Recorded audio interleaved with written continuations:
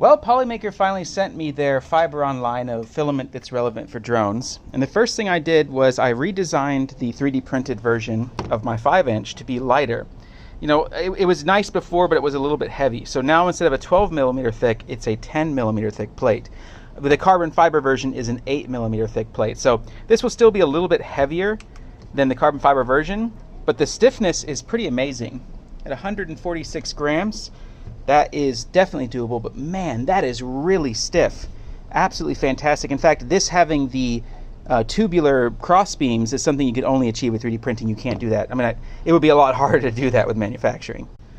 But this stuff is PET CF17, and the reason why it's so special is because it doesn't have the humidity weakness that the PA versions of the carbon fiber filament had. PA6 was really bad, and PA12 was manageable, but still, after about 2 months, it was really soft. So apparently this is not affected by humidity, and that's really awesome given the fact that a drone is something you're going to use outside. And if you're like me and you live in Guangdong, you know, it's a necessity. It's not even a question.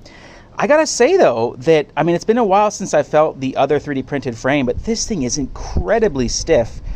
Like, I did make some improvements to the frame overall so that it was lighter and had better structure, but man, that is acceptable. This is an acceptable amount of flex for a 5-inch drone, especially if it's going to be flying really aggressively. In fact, I might even need to be able to make like a long-range version that's not as stiff, but you know, is a lot lighter, and that would be amazing, right? So this is pretty incredible, and one thing I really want to test is redesigning that for 3D printing. Unfortunately, I don't have the Bamboo H2N, so you need that if you're going to print this because it's just too big for my plate, which is why I'm testing the 5-inch, because I really wanted to test this filament and mostly my design principles here. But I gotta give a shout out because this tubular arm frame design was actually not my idea. There was a guy on Discord, he was messaging me and he helped me test my frame in the very beginning with some simulation software. He was like an engineering student, and he suggested the tubular design like this on the crossbeam, and I think it's fantastic. It's something you could really only do with 3D printing because this is a hollow tube inside there. So pretty amazing.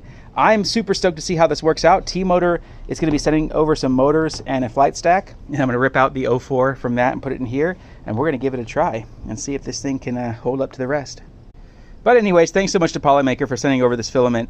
I mean, this stuff, if it is what they claim it is, and it doesn't have the same humidity problems, 100% this is going to be the go-to filament for printing rigid designs that also need to kind of be outdoors and, you know, hold up to the test of time.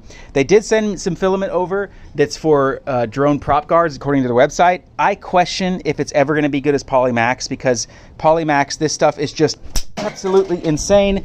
And, oh, where'd it go? Okay.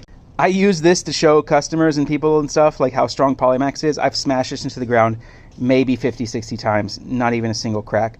This stuff is incredible.